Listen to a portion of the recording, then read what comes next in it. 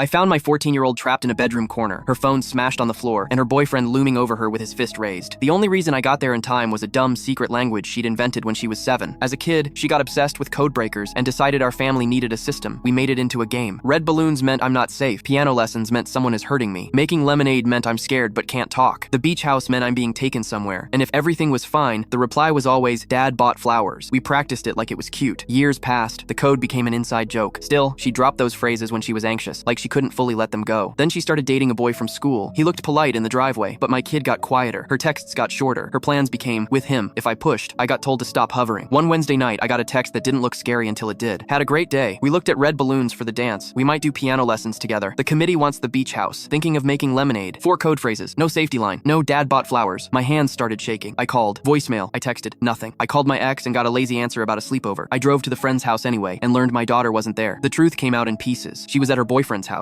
His parents were out of town. My ex fought me for the address like I was the problem. I got it and drove. Only one upstairs window was lit. I heard yelling the second I stepped out of my car. Loud, male, furious. The front door was unlocked. Inside, the house felt wrong. A chair knocked over. Glass on the kitchen floor. That sharp smell of fear you can't explain. I took the stairs 2 at a time. Behind a closed door, he was raging. "You're not allowed to text people. I saw it. You're trying to signal." So he didn't know the code, but he knew she was reaching for help. I pushed the door open. My daughter's cheeks were wet. A red mark was rising on her face. Her phone was in pieces near the wall. He stood between us like he owned the room. He saw me and tried to smile. "Hey, sir. We were just—" "Get behind me," I said. She moved, and he grabbed her arm and yanked her back. Dark bruises climbed her forearm in the shape of fingerprints. Clean, obvious, real. I shoved him off her. She ran to me and shook against my chest. I turned my body into a shield and backed us toward the door. He started yelling about how I couldn't touch him, how he'd call the police, how I was crazy. Then he grabbed a baseball bat from beside the desk. "Nobody leaves," he said. "She stays." Everything went slow. First, the bat lifted. Then my daughter's breath hitched behind my shoulder. After that, the wood cut the air toward my head. I ducked. It whistled past my ear. Next, it came again and clipped my shoulder. Pain flashed white and hot, and my arm went numb. I didn't think. I tackled him. We slammed into the desk and hit the floor. We rolled, both of us clawing for control of that bat. He was stronger than I expected and almost got up. I screamed for my daughter to run. Her footsteps pounded down the stairs. He tried to follow, and I dragged him back. He raised the bat again, and then sirens swelled outside. His eyes flicked to the window, to the hall, to me. Calculating, he dropped the bat and bolted down the stairs. By the time I staggered into the living room, red and blue lights were washing the windows. Officers came in fast. I raised my hands and started talking like my life depended on it. They found him nearby and cuffed him while he shouted that I'd attacked him. Under the cruiser lights, I saw bruises I hadn't noticed before. Old ones, new ones. My stomach turned when I realized how long it had been going on. Afterward, the adults argued about charges and orders and court dates. I only cared about one thing. My daughter had remembered a childhood game and used it like a lifeline. Later, she whispered, "I thought you'd forgotten." I pulled her close and said, "I didn't. Not the important parts. We still use the sunshine system now. We added more phrases. We practice them until they feel normal. Because if she ever has to hide fear inside a sentence again, I want to hear it. Red balloons, and I'll move."